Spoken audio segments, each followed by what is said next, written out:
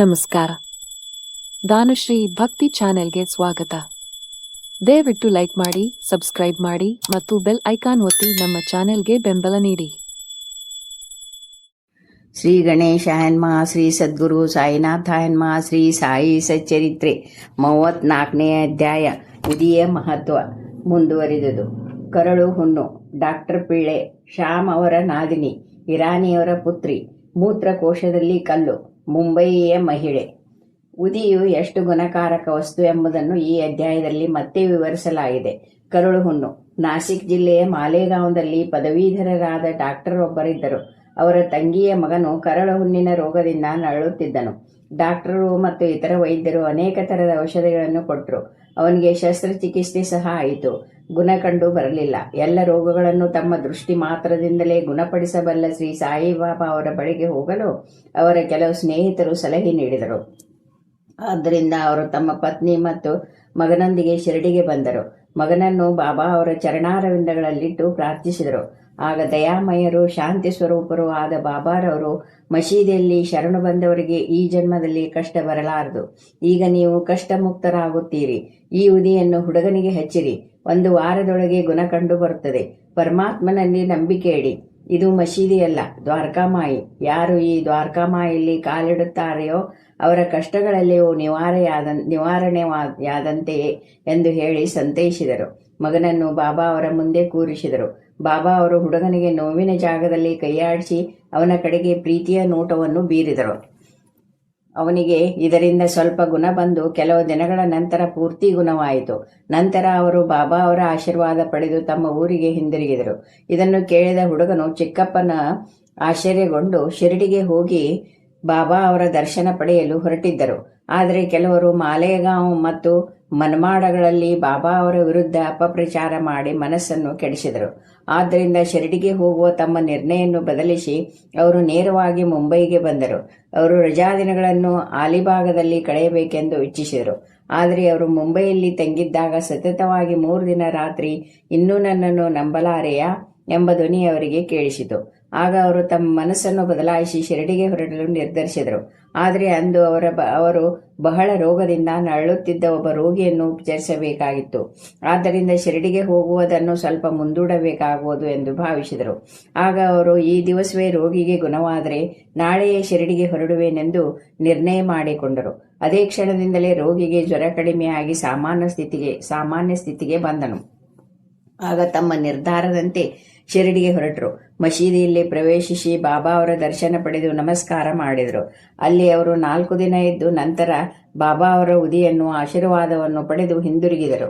ಅಲ್ಲಿಂದ ಬಂದ 15 ದಿನಗಳಲ್ಲಿಯೇ ಅವರಿಗೆ ವಿಜಾಪುರಕ್ಕೆ ಮೇಲಿನ ಹುದ್ದೆಗೆ ವರ್ಗವಾಯಿತು. ಈ ರೀತಿ ಅವರಿಗೆ ಬಾಬಾ ಅವರಲ್ಲಿ ಭಕ್ತಿ ನೆಲೆಗೊಂಡಿತು. ಡಾಕ್ಟರ್ ಪಿಳ್ಳೆಯವರು ಬಾಬಾ ಅವರ ಆತ್ಮೀಯ ಭಕ್ತರಾಗಿದ್ದರು. ಬಾಬಾ ಅವರನ್ನು ಬಹಳವಾಗಿ ಪ್ರೀತಿಸುತ್ತಿದ್ದರು ಮತ್ತು ಅವರಿಗೆ ಭಾವು ಎಂದು ಕರೆಯುತ್ತಿದ್ದರು. ಸಮಸ್ತ ವಿಚಾರಗಳನ್ನು ಅವರೊಡನೆ ಚರ್ಚಿಸುತ್ತಿದ್ದರು ಮತ್ತು ಅವರನ್ನು ಯಾವಾಗಲೂ ಪಕ್ಕದಲ್ಲಿಯೇ ಕೂರಿಸಿಕೊಳ್ಳುತ್ತಿದ್ದರು. ಒಮ್ಮೆ ಅವರ ಕಾಲಿಗೆ ನಾರುಗಳಾಗಿ ಬಹಳ ವ್ಯಥೆಯಾಗಿದ್ದಿತು. ವೇದನೆಯಿಂದ ಅವರನ್ನು ನರಳುತ್ತಿದ್ದರು. ಅವರು ಕಾಕಾ ಸಾಹೇಬರನ್ನು ಕುರಿತು, ನನಗೆ ತಡೆಯಲಾರದಷ್ಟು ನೋವಾಗುತ್ತಿದೆ. ಮರಣವೇ ಲೇಷೆಂದೆನಿಸುತ್ತದೆ. ಇದು ನನ್ನ ಪೂರ್ವಜನ್ಮದ ಕರ್ಮಫಲ. ಬಾಬಾ ಅವರ ಹತ್ತಿರ ಹೋಗಿ ಈ ಪೂರ್ವಜನ್ಮದ ಕರ್ಮವನ್ನು ಮುಂದಿನ 10 ಜನ್ಮಗಳಿಗೆ ವರ್ಗಾಯಿಸಿ ನೋವನ್ನು ನಿಲ್ಲಿಸಿರೆಂದು ಕೇಳಿರಿ ಎಂದು ಹೇಳಿದರು. ಆಗ ದೀಕ್ಷಿತರು ಬಾಬಾ ಹತ್ತಿರ ಬಂದು ಪಿಳ್ಳೆಯವರ ಬೇಡಿಕೆಗಳನ್ನು ತಿಳಿಸಿದರು. ಆಗ ಕರುಣೆಯಿಂದ ಬಾಬಾ ಅವರಿಗೆ ಧೈರ್ಯವಾಗಿ 10 ದಿನ ನೋವು ತಡೆದರೆ ಸಾಕು, ಪ್ರಾಪಂಚಿಕ ಮತ್ತು ಪಾರಮಾರ್ಥಿಕ ಸುಖಗಳನ್ನು ನೀಡಲು ನಾನಿರುವಾಗ ಅವನೇಕೆ ಮರಣವನ್ನು ಇಚ್ಛಿಸಬೇಕು? ಯಾರ ಹೆಗಲಿನ ಮೇಲಾದರೂ ಕೂರಿಸಿ ಅವನನ್ನು ಇಲ್ಲಿಗೆ ಕರೆದುಕೊಂಡು ಬಾ, ಅವನ ಕಷ್ಟವನ್ನು ನಿವಾರಣೆ ಮಾಡುವೆ ಎಂದು ಹೇಳಿ ಕಳಿಸಿದರು. ಕಾಕಾ ಅವರು ಡಾಕ್ಟರ್ ಪಿಳ್ಳೆಯವರನ್ನು ಕರೆತಂದು ಬಾಬಾ ಅವರ ಬಳಿ ಕೂರಿಸಿದರು. ಆಗ ಬಾಬಾ ಅವರು ಅವರಿಗೆ ತಮ್ಮ ಒರಗುವ ದಿಂಬನ್ನು ಕೊಟ್ಟು, ಶಾಂತಿಯಿಂದ ಇಲ್ಲಿ ಮಲಗು. ಪೂರ್ವಜನ್ಮದ ಕರ್ಮಫಲವನ್ನು ಅನುಭವಿಸಿ ಮುಗಿಸುವುದೇ ಸೂಕ್ತವಾದ ಚಿಕಿತ್ಸೆ. ನಮ್ಮ ಕರ್ಮಗಳೇ ನಮ್ಮ ಸುಖ ದುಃಖಗಳಿಗೆ ಕಾರಣ. ಏನೇ ಬರಲಿ ತಾಳ್ಮೆಯಿಂದ ಸಹಿಸಬೇಕು, ಎದೆಗುಂದಬಾರದು. ದೇವರು ದೊಡ್ಡವನು, ಅವನನ್ನು ಅನವರತವೂ ಧ್ಯಾನಿಸುತ್ತಿರು. ಅವನು ನಿನ್ನ ಯೋಗಕ್ಷೇಮವನ್ನು ನೋಡಿಕೊಳ್ಳುತ್ತಾನೆ. ನಿನ್ನ ತನು, ಮನ ಮತ್ತು ಧನ ಇವೆಲ್ಲವನ್ನು ಅವನಿಗೆ ಅರ್ಪಿಸಿ ಶರಣಾಗತನಾಗು ಎಂದರು. ಈ ಮೊದಲು ನಾನಾ ಸಾಹೇಬ್ ಚಾಂದೋರ್ಕರ್ ಅವರು ಡಾಕ್ಟರ ಕಾಲಿಗೆ ಪಟ್ಟಿ ಸುತ್ತಿದ್ದರು. ಅದನ್ನು ನೋಡಿ ಬಾಬಾ ಅವರು ಅವನೊಬ್ಬ ಹುಚ್ಚ, ಆ ಕಟ್ಟನ್ನು ಬಿಚ್ಚಿ ಎಸೆ, ಇಲ್ಲದಿದ್ದರೆ ಮರಣ ಹೊಂದುವೆ. ಈಗ ಒಂದು ಕಾಗೆ ಬಂದು ನಿನ್ನ ಕಾಲನ್ನು ಕುಕ್ಕುತ್ತದೆ, ಆಗ ನಿನಗೆ ಗುಣವಾಗುತ್ತದೆ ಎಂದರು.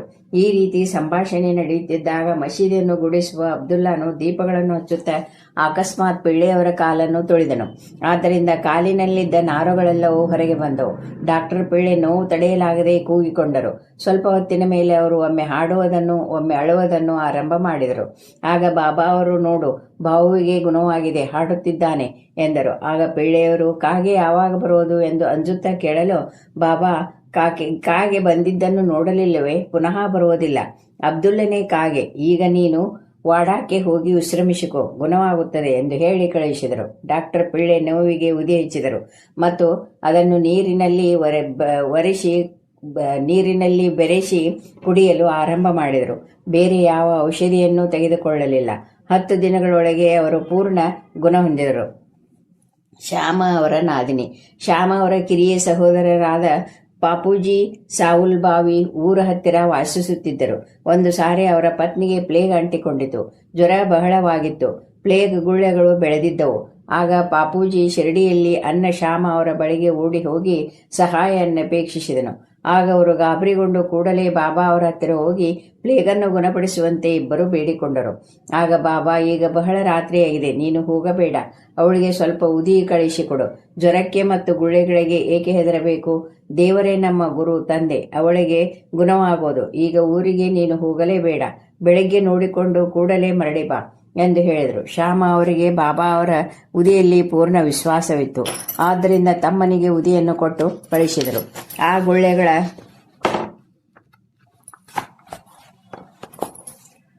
ಮೇಲೆ ಅದನ್ನು ಹಚ್ಚಿ ಸ್ವಲ್ಪ ಉದಿಯನ್ನು ನೀರಿಗೆ ಬೆರೆಸಿ ರೋಗಿಗೆ ಕೊಡಲಾಯಿತು. ಆ ಕ್ಷಣವೇ ರೋಗಿಗೆ ಮೈಯೆಲ್ಲ ಬೆವರು ಬಂದು ಜ್ವರ ಕಡಿಮೆಯಾಗಿ ನಿದ್ರೆ ಬಂದಿತು. ಮರುದಿನ ಬೆಳಗ್ಗೆ ಜ್ವರ ಮಾಯವಾಗಿ ಮನೆಗೆಲಸದಲ್ಲಿ ತೊಡಗಿದ್ದ ಅವಳನ್ನು ನೋಡಿ ಪಾಪೂಜಿಯವರು ಆಶ್ಚರ್ಯಗೊಂಡರು. ಅದೇ ದಿನ ಬೆಳಿಗ್ಗೆ ಶ್ಯಾಮ ಬಾಬಾ ಅವರ ಅಪ್ಪಣೆ ಪಡೆದು ಬಂದು ಅವಳು ಚಹಾ ಮಾಡುತ್ತಿರುವುದನ್ನು ನೋಡಿ ಆಶ್ಚರ್ಯಪಟ್ಟರು. ತಮ್ಮನನ್ನು ಕೇಳಲಾಗಿ ಉದಿಯಿಂದ ಅವಳಿಗೆ ಸಂಪೂರ್ಣ ಗುಣವಾಯಿತೆಂದು ಹೇಳಿದರು. ಆಗ ಬೆಳಗ್ಗೆ ಹೋಗಿ ಕೂಡಲೇ ಮರಳಿ ಬಾ ಎಂದ ಬಾಬಾ ಅವರ ಮಾತಿನ ಮರ್ಮವನ್ನು ಶ್ಯಾಮ ತಿಳಿದುಕೊಂಡರು. ಶ್ಯಾಮ ಚಹಾ ಕುಡಿದು ಶಿರಡಿಗೆ ಹಿಂತಿರುಗಿ ಬಾಬಾ ಅವರಿಗೆ ವಂದಿಸಿ, ಹೇ ದೇವಾ, ನಿಮ್ಮ ನಾಟಕವೇನು? ನೀವೇ ಮೊದಲು ಬಿರುಗಾಳಿ ಎಬ್ಬಿಸಿ ನಂತರ ನೀವೇ ಅದನ್ನು ಶಾಂತ ಮಾಡುತ್ತೀರಿ ಅನ್ನಲು ಬಾಬಾ, ಕರ್ಮದ ದಾರಿ ಬಹಳ ರಹಸ್ಯವಾದುದು. ನಾನೇನು ಮಾಡದಿದ್ದರೂ ಅವರವರ ಅದೃಷ್ಟದಂತಾಗುತ್ತದೆ. ಅದಕ್ಕೆ ನಾನು ಅವುಗಳ ವೀಕ್ಷಕನು ಮಾತ್ರ. ಪರಮಾತ್ಮನೇ ಸರ್ವ ನಾಟಕ ಸೂತ್ರಧಾರಿ. ಅವನು ದಯಾಮಯನು. ನಾನೇನು ದೇವರು ಅಲ್ಲ ಅಥವಾ ಪರಮಾತ್ಮನೂ ಅಲ್ಲ. ನಾನು ಅವನ ಸೇವಕ. ಯಾವಾಗಲೂ ಅವನನ್ನೇ ಸ್ಮರಿಸುತ್ತೇನೆ. ಯಾರು ತಮ್ಮ ಅಹಂಭಾವವನ್ನು ತಳ್ಳಿ ದೇವರನ್ನು ನಂಬಿ ಅವನಲ್ಲಿ ಶರಣಾಗತಿ ಹೊಂದುತ್ತಾರೆಯೋ ಅವರಿಗೆ ವಿಪತ್ತುಗಳು ದೂರವಾಗಿ ಬಂಧನದಿಂದ ಮುಕ್ತರಾಗುತ್ತಾರೆ ಎಂದು ಉತ್ತರಿಸಿದರು. ಇರಾನಿಯವರ ಪುತ್ರಿ. ಈಗ ಮುಂಬಯಿಯ ಇರಾನಿಯವರ ಅನುಭವ ನೋಡೋಣ. ಅವರ ಹಿರಿಯ ಮಗಳಿಗೆ ಪ್ರತಿ ಗಂಟೆಗೊಮ್ಮೆ ಮಲೆರೋಗವು ಬರುತ್ತಿತ್ತು. ಆ ರೋಗ ಬಂದಾಗ ಅವಳು ಕುಗ್ಗಿ ಮಾತನಾಡಲು ಸಹ ಶಕ್ತಿ ಇಲ್ಲದೆ ಮೂರ್ಛೆ ಬೀಳುತ್ತಿದ್ದಳು. ಯಾವ ಚಿಕಿತ್ಸೆಯಿಂದಲೂ ಗುಣ ಕಾಣಲಿಲ್ಲ. ಕಾರಣ, ಅವರ ಕೆಲವು ಸ್ನೇಹಿತರು ಉದಿಯನ್ನು ಶಿಫಾರಸು ಮಾಡಿದರು. ವಿರ್ಲೆ ಪಾರ್ಲೆ ಇಲ್ಲಿದ್ದ ಕಾಕಾ ಸಾಹೇಬ್ ದೀಕ್ಷಿತ್ ಅವರಿಂದ ಅದನ್ನು ತೆಗೆದುಕೊಂಡು ಬರಲು ಹೇಳಿದರು. ಅದನ್ನು ನೀರಿನಲ್ಲಿ ಹಾಕಿ ಅವಳಿಗೆ ಕುಡಿಯಲು ಕೊಟ್ಟರು. ಇದಾದ ನಂತರ ಮೊದಲು ಗಂಟೆಗೊಮ್ಮೆ ಬರುತ್ತಿದ್ದ ರೋಗವು 7 ಗಂಟೆಗಳಿಗೊಮ್ಮೆ ಬರಲು ಆರಂಭವಾಗಿ ಬರಬರುತ್ತಾ ಕೆಲ ದಿನಗಳ ನಂತರ ಪೂರ್ತಿ ಗುಣವಾಯಿತು. ಮೂತ್ರಕೋಶದಲ್ಲಿ ಕಲ್ಲು. ಹರ್ದಾದ ಸಮೀಪ ಒಂದು ಗ್ರಾಮದಲ್ಲಿ ಒಬ್ಬ ಗೃಹಸ್ಥನು ಮೂತ್ರಕೋಶದ ಕಲ್ಲಿನಿಂದ ಬಹಳ ನರಳುತ್ತಿದ್ದನು. ಇಂಥ ಕಲ್ಲುಗಳನ್ನು ಸಾಮಾನ್ಯವಾಗಿ ಶಸ್ತ್ರಚಿಕಿತ್ಸೆಯಿಂದ ತೆಗೆದು ಹಾಕುತ್ತಾರೆ. ಆದ್ದರಿಂದ ಅವರ ಸ್ನೇಹಿತರು ಶಸ್ತ್ರಚಿಕಿತ್ಸೆ ಮಾಡಿಸಿಕೊಳ್ಳಲು ಹೇಳಿದರು. ಆಗಲೇ ಅವರಿಗೆ ಬಹಳ ವಯಸ್ಸಾಗಿ ಕೃಶರಾಗಿದ್ದರು. ಕಾರಣ, ಶಸ್ತ್ರಚಿಕಿತ್ಸೆಗೆ ಅವರು ಸಮ್ಮತಿಸಲಿಲ್ಲ. ಆ ಸಮಯಕ್ಕೆ ಸರಿಯಾಗಿ ಆ ಊರಿನ ಇನಾಮದಾರರು ಅಲ್ಲಿಗೆ ಬಂದರು. ಅವರು ಬಾಬಾ ಅವರ ಪರಮ ಭಕ್ತರಾಗಿದ್ದುದರಿಂದ ಯಾವಾಗಲೂ ಉದಿಯನ್ನು ತಮ್ಮ ಹತ್ತಿರ ಇಟ್ಟುಕೊಂಡು ಇರುತ್ತಿದ್ದರು. ಕೆಲವು ಸ್ನೇಹಿತರ ಹೇಳಿಕೆಯಂತೆ ಆ ವೃದ್ಧನ ಮಗನು ಇನಾಮದಾರರಿಂದ ಸ್ವಲ್ಪ ಉದಿ ತಂದು ಅದನ್ನು ನೀರಿನಲ್ಲಿ ಹಾಕಿ ತನ್ನ ತಂದೆಗೆ ಕುಡಿಸಿದನು. ಅದನ್ನು ಸೇವಿಸಿದ 5 ನಿಮಿಷಗಳಲ್ಲಿಯೇ ಆ ಕಲ್ಲು ಕರಗಿ ಮೂತ್ರ ರೂಪದಲ್ಲಿ ಹೊರಗೆ ಬಂದಿತು. ಅಂದಿನಿಂದ ಅವರ ವೇದನೆ ಕೊನೆಗೊಂಡಿತು. ಮುಂಬಯಿಯ ಮಹಿಳೆ. ಮುಂಬಯಿಯ ಕಾಯಸ್ಥ ಪ್ರಭು ಮತದ ಮಹಿಳೆಯೊಬ್ಬಳಿಗೆ ಹೆರಿಗೆ ಸಮಯದಲ್ಲಿ ಪ್ರತಿ ಸಲ ಬಹಳ ಯಾತನೆಯಾಗುತ್ತಿತ್ತು. ಗರ್ಭಿಣಿಯಾಗಿದ್ದಾಗ ಅವಳು ಬಹಳ ಹೆದರುತ್ತಿದ್ದಳು. ಆಗ ಕಲ್ಯಾಣದ ಸಾಯಿ ಭಕ್ತ ಶ್ರೀ ರಾಮ್ ಮಾರುತಿ ಅವರು ಮುಂದಿನ ಹೆರಿಗೆಗೆ ಶಿರಡಿಗೆ ಅವಳನ್ನು ಕರೆದುಕೊಂಡು ಹೋಗುವಂತೆ ಅವಳ ಪತಿಗೆ ಹೇಳಿದರು. ಅವಳು ಗರ್ಭಿಣಿಯಾದಳು. ದಂಪತಿಗಳಿರುವರು ಶಿರಡಿಗೆ ಬಂದು ಬಾಬಾ ಅವರ ಸೇವೆ ಮಾಡತೊಡಗಿದರು. ಹೆರಿಗೆ ಸಮಯ ಬಂದಿತು. ತಡೆಯಲಾರದಷ್ಟು ನೋವಾಯಿತು. ಏನೂ ತೋಚಲಿಲ್ಲ. ಅವಳು ಬಾಬಾ ಅವರನ್ನು ಪ್ರಾರ್ಥಿಸಳು. ಆ ಸಮಯಕ್ಕೆ ಸರಿಯಾಗಿ ಪಕ್ಕದ ಮನೆಯ ಹೆಂಗಸೊಬ್ಬಳು ಬಂದು ಬಾಬಾ ಅವರನ್ನು ಪ್ರಾರ್ಥಿಸಿ ಸ್ವಲ್ಪ ಉದಿಯನ್ನು ನೀರಿನಲ್ಲಿ ಬೆರೆಸಿ ಕುಡಿಸಿದಳು. ಕೇವಲ 5 ನಿಮಿಷಗಳಲ್ಲಿ ಸುಖವಾಗಿ ಹೆರಿಗೆ ಆಯಿತು. ಆದರೆ ಕೂಸು ಮಾತ್ರ ಗರ್ಭದಲ್ಲಿಯೇ ಮರಣ ಹೊಂದಿತ್ತು. ಸುಖವಾದ ಹೆರಿಗೆ ಆಗಿದ್ದರಿಂದ ಬಾಬಾ ಅವರನ್ನು ಹೃತ್ಪೂರ್ವಕವಾಗಿ ದಂಪತಿಗಳು ವಂದಿಸಿದರು. ಶ್ರೀ ಸಾಯಿ ಪ್ರಣಾಮ.